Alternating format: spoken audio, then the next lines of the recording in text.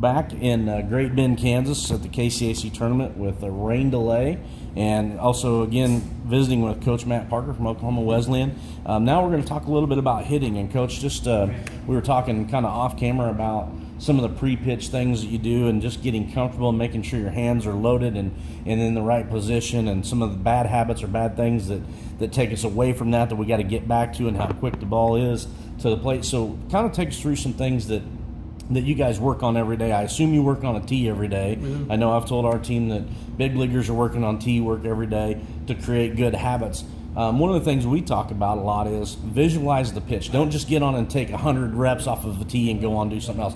Take 20 really good ones. Yes. And I think anytime you ask a kid, would you rather have 100 or 20? They all say 100 until they realize 100 pennies are $20. That's right. So talk about some of your pre-pitch or some drills you guys work with, and some of the things you do to try and make sure your hands are getting from the attack position to the ball as quick as possible. I think the biggest thing for hitting, it's really hard. And most people think that, but they don't realize that it really is difficult to do. And so for us, the main thing is comfort. It is to be comfortable. As far as just the setup goes, a lot of people want to talk, hands. Where should they be? Up, down. The back elbow. Some guys get that thing way up there, and different things. For us, we talk about being comfortable, and I don't know many guys that can have really high hands and really high elbows and be comfortable. That doesn't look very comfortable, and the higher it gets, it still has to come back down. So the farther up it goes, the longer it is to get it from, as you said, point A to point B, or from the attack position to the ball. The higher it goes, the longer that path is to get there. So for us, we talk about comfort.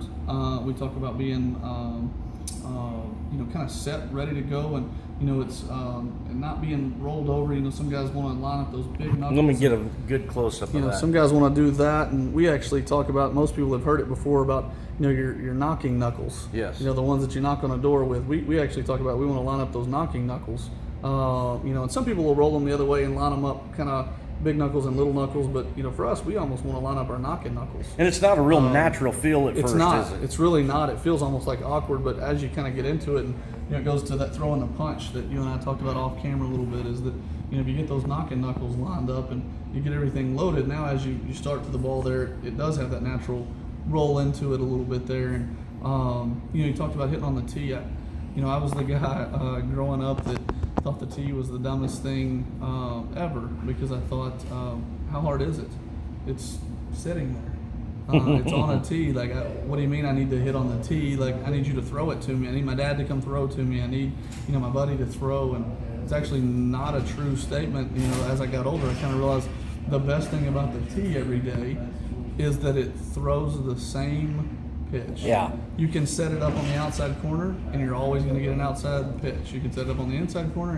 And, I joke that when my dad would go with me and throw to me, and we could be talking about working on, hitting the ball the other way and letting it be deep, or letting it travel, whatever verbiage everybody uses. And, that was great, but there's a reason my dad was my dad, and he wasn't playing professional baseball. His ability to throw it to the outside corner wasn't real good. He tried. He tried really hard, and sometimes he did, but the best thing about that tee was it always went to the outside corner, if that's what I was working on, or the middle of the plate, or it never missed. And so I was able to repeat that pitch, and I think tee work really has become a bigger deal for me as I got older, and now that I coach, and I think our guys are starting to understand it, is that you can work on something consistently there. And as you said, for us, the big thing is to train guys that you do always have to go through the timing of a pitch, and you can just visualize it, but you do have to put a guy out there on the mound, in your mind, and you do have to see him, start his rocker step, and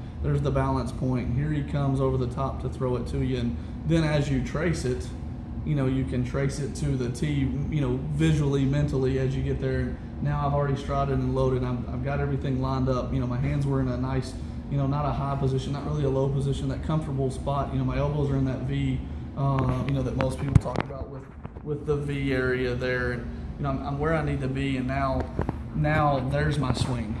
There's my good swing off the tee. And if I drove it and I stayed inside of it and it was a great swing, okay, good.